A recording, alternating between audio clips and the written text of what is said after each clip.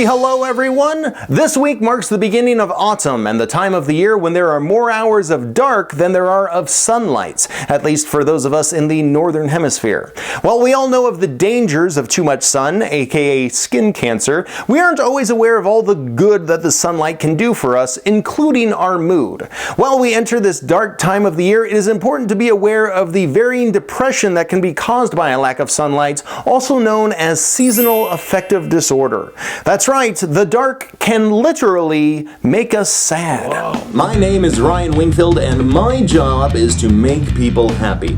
After years of doing stand-up comedy, I've devoted an entire year to the study of happiness. Join me each week right here on a Road Comics Road to Happiness. I grew up in central Alaska where temperatures in the wintertime can drop to 60 below zero. Everyone always thinks that the cold must be the hardest part of an Alaskan winter, but anyone who lives up there will tell you that the worst part is the dark. Where I lived, the average daylight around the winter solstice was a little over 3 hours a day. That means as a child, I would wake up when it was pitch dark outside, go to school while it was still dark, and then while in school, the sun would peek over the horizon, but by the time I went home, you guessed it, it was once again dark. The bright side is that I got to see many stars. However, it's probably no surprise that that lack of sunlight is why suicide rates in Alaska are the highest of anywhere in the United States, at least in the winter.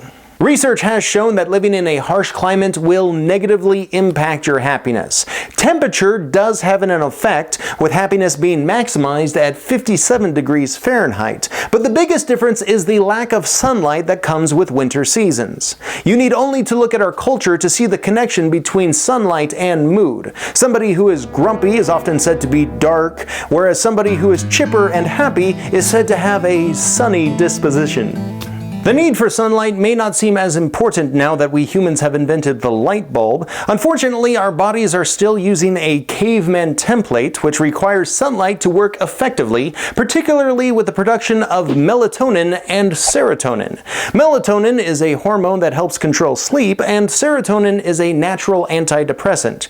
Your brain regulates both inversely depending on how much light is hitting the optic nerve. When it's dark, your body produces more melatonin to help you sleep, and during the daytime you produce more serotonin to help keep you active. In other words, sunlight helps tell your body whether to give itself an upper or a downer.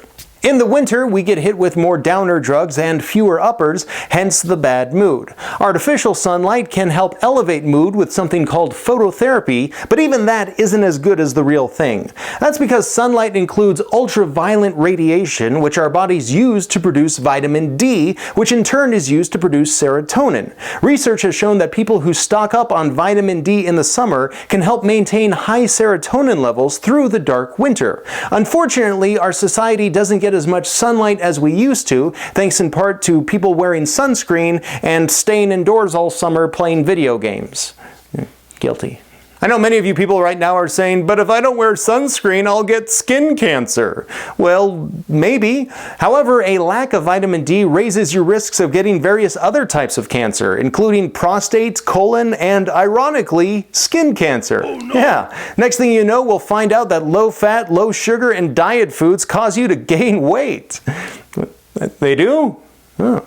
So what is the answer? Moderation. Researchers say you should try to get 15 minutes of unprotected sunlight at least 3 days a week. However, going out with sunscreen on will still improve your mood. One study found that 20 minutes outside in good weather not only makes you happier, but also improves working memory. Try to remember that.